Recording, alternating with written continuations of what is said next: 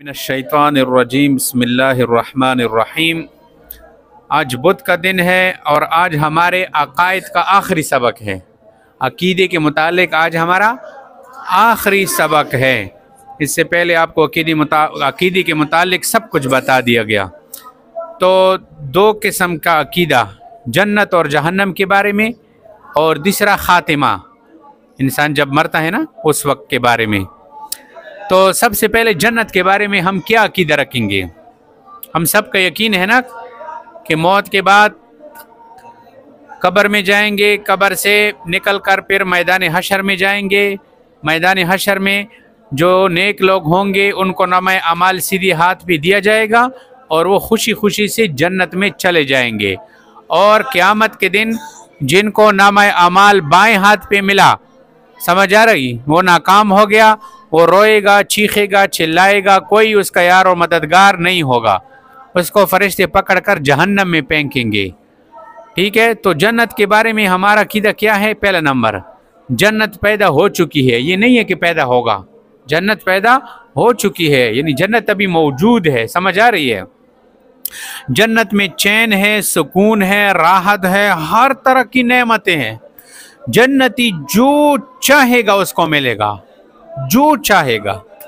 ایک جنتی بیٹھا ہوگا ایسا، ہوا میں پرندہ اڑ رہا ہوگا، اس کی دل میں آ جائے گا کہ میں اس کو کھا لوں، تو سونے کے پلیٹ میں روسٹ بن کر آپ کے سامنے آ جائے گا خود بخود، آپ اس کو کھاؤ گے، سمجھ آ رہی ہے۔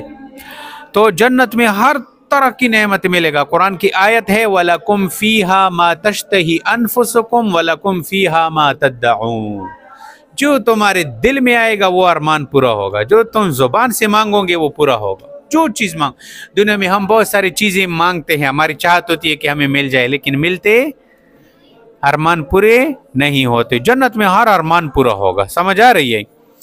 اچھا، جنتیوں کو کسی طرح اس کا ڈر اور غم بھی نہیں ہوگا کہ یار کہیں نکالے نہ جائے جنت سے، کہیں ہماری جو ہے جنت سے چھٹی نہ کر دی جائے، نہ، یہ غم بھی نہیں ہوگا، کوئی فکر غم نہیں ہوگا، ڈر نہیں ہوگا۔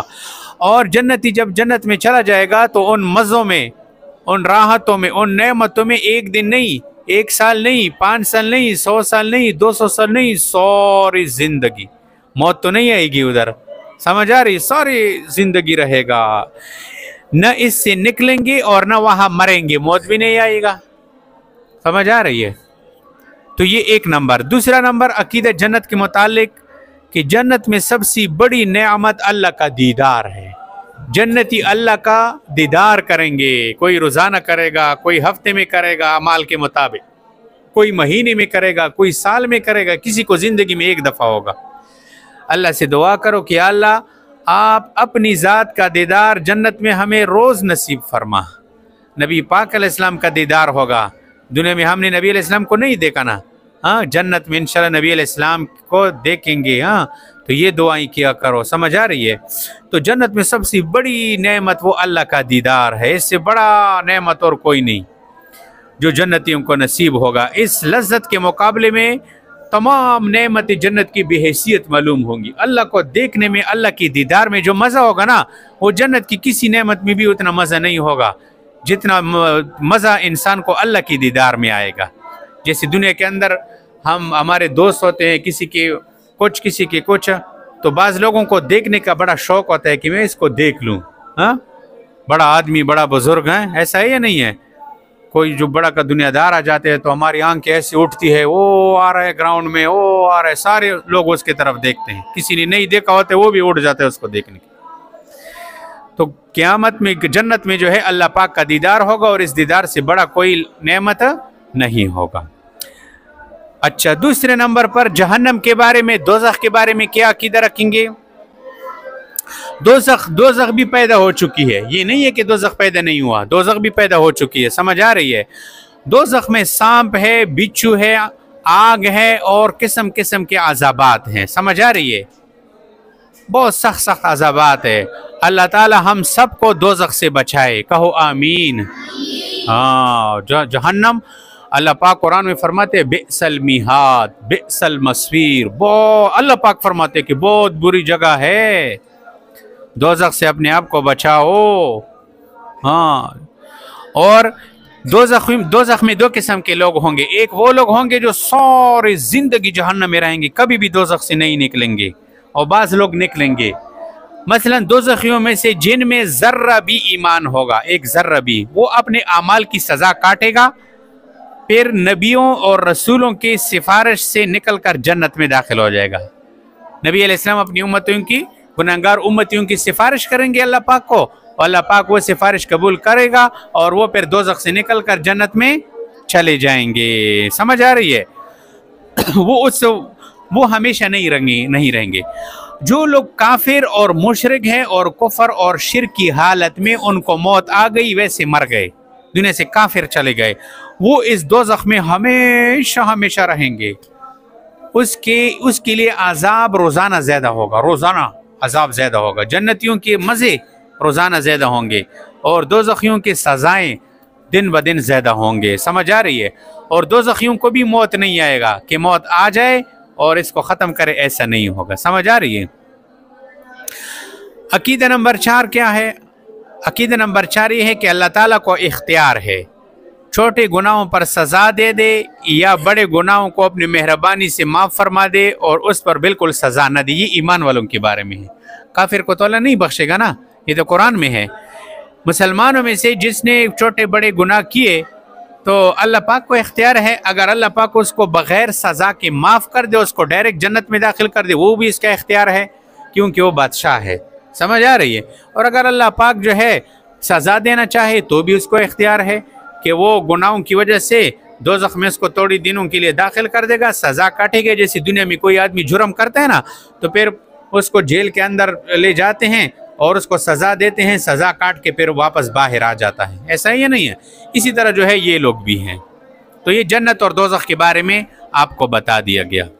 अब एक और ख़ातिमा, इंसान जिस वक्त मरता है, इस हाल के मुतालिक जो है कुछ अकीदे हैं 2 किस्म की, ये भी याद रखो। देखो, उम्र भर कोई नीकी कैसा ही हो, समझ आ रही है? मसलन किसी ने उम्र भर जो है कोई भी भलाई कैसी ही हो उसकी नेकियां, समझ आ रही है, मगर जिस हालत पर उसका खात्मा हुआ हो उसके मुताबिक उसको अच्छा या बुरा बदला मिलेगा, अब सज़ा जो है वो उसको मिलेगा, यानी बदला बराबर जो है उसको बदला जो है वो मिलेगा। मसलन किसी ने अगर अच्छे या बुरे जो कुछ किया होगा तो वो उसको सज़ा फिर उसके मुताबिक उसको जो है बदला जो है मिलता है। मसलन अगर किसी ने बहुत सारे अच्छाई की लेकिन कुफर के हालत पे मर गया तो इसकी नेकियां उधर काम नहीं आएंगे, उसको दुनिया में दे दिया जाएगा। समझ आ रही है? इसी तरह अगर मुसलमान है, उसने बुराइयां की हैं तो मौत के बाद जो है उसको ये तमाम जो है बुराइयों का, नेकियों का बदला दे दिया जाएगा। समझ आ रही है? फमन यअमल मिस्काल ज़र्रतिन खैरन यरह व मन यअमल मिस्काल ज़र्रतिन शर्रन यरह। अल्लाह दिखाएगा क़यामत के दिन, जिसने ज़र्रा बराबर नेकी की होगी वो भी देख लेगा, जिसने ज़र्रा बराबर बुराई गुनाह किया होगा वो भी अल्लाह पाक दिखाएगा कि ये देखो अमलनामे में तुम्हारा सब कुछ लिखा हुआ है, कोई इनकार नहीं कर सकेगा। समझ आ रही है? फिर उसके मुताबिक सज़ा और जज़ा का फैसला होगा।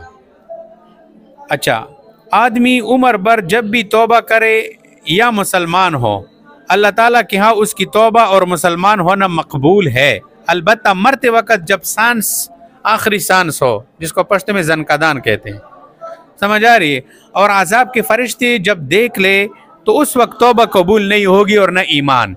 मसलन किसी आदमी को मौत आ रहा है, उसकी आखिरी सांसें हैं, अगर वो ईमान की हालत में दुनिया से चला गया तो बहुत अच्छा। समझ आ रही है? लेकिन जब किसी ने मौत के फरिश्तों को आंखों से देखना शुरू कर दिया और मौत की आखिरी सांसें हैं, उस वक्त वो ईमान लाते हैं, तो इस वक्त ईमान मोतबर नहीं होता और न उस वक्त तौबा कबूल होता है। फ़िरऔन को देखो ना, फ़िरऔन जब समंदर में डूब रहा था ना, उस वक्त उसने कहा कि मैं ईमान लाया हूँ मूसा के रब पर, और ये और वो। जिब्राइल अलैहिस्सलाम ने इसके मुंह में चिकड़ डाल दिया, ये चिकड़ होते हैं ना, चिकड़ मट्टी, वो उसके मुंह में डाल दिया कि अभी तू ईमान लाता है, इससे पहले तो तुझे सब कुछ बताया जा चुका था, तो उस वक्त नहीं मान रहा था। तो खात्मे के ऊपर भी दारो मदार है इंसान का कि दुनिया से तो किस खात्मे के साथ जा रहा है। بعض لوگ ایسے ہوتے ہیں کہ دنیا میں نیک اعمال کرتے ہیں، کرتے کرتے کرتے کرتے آخر میں جو ہے وہ کوئی کفر والا کام کرتا ہے، کفر والا جملہ بولتا ہے، کافر ہو جاتا ہے، دنیا سے کافر چلا جاتا ہے۔ بعض دفعہ ایک آدمی بھی ایمان ہوتا ہے لیکن موت سے ایک دن 2 دن چند گھنٹے پہلے وہ ایمان لاتا ہے، مسلمان ہو جاتا ہے، اور پھر جو ہے وہ مسلمان دنیا سے مر جاتا ہے۔ جہاد تھا، نبی علیہ السلام کے زمانے میں جہاد شروع تھا، کافر اور مسلمان آپس میں لڑ رہے تھے، تو کافروں میں سے ایک آدمی گھوڑا دوڑاتا ہوا فوراً آیا مسلمانوں کے پاس اور کہا کہ میں ایمان لاتا ہوں۔ جب وہ ادھری مسلمان ہوا، ایک نماز بھی نہیں پڑھی تھی، اور ادھر سے مسلمانوں سے اجازت لیا کہ مجھے اجازت دے دو، میں اب کافروں پر حملہ کرتا ہوں، اور ادھر گیا کافروں پر حملے کیا، کافروں نے اس کو شہید کر دیا۔ اب دیکھو 1-2 گھنٹے بھی نہیں لگے، کوئی تھوڑا سا وقت لگا ہوا ہوگا اور وہ مسلمان ہو کر شہید ہو گیا، ایک نماز بھی نہیں پڑھی تھی۔ کتنی خوش قسمتی ہیں۔ اللہ پاک سے یہ دعا کیا کرو کہ یا اللہ جب مجھے موت آنے لگے تو میرے زبان پر کلمہ جاری کر دے، یا اللہ مجھے ایسے حال میں موت دے دے کہ میں مسلمان ہوں، میں ہندو نہ ہوں، کافر نہ بن جاؤں، یا اللہ میری حفاظت فرما دے۔ سمجھ آ رہی ہے؟ یہ قرآن کے اندر ایک دعا ہے، اس دعا کو سیکھو اور اس دعا کو پڑھا کرو۔ ربنا لا تزغ قلوبنا بعد اذ ہدیتنا وہب لنا من لدنک رحمہ انک انت الوہاب۔ یہ دعا سیکھو، یہ دعا جو ہر نماز کے بعد پڑھے گا نا تو انشاءاللہ موت اس کو ایمان کی حالت میں آئے گا۔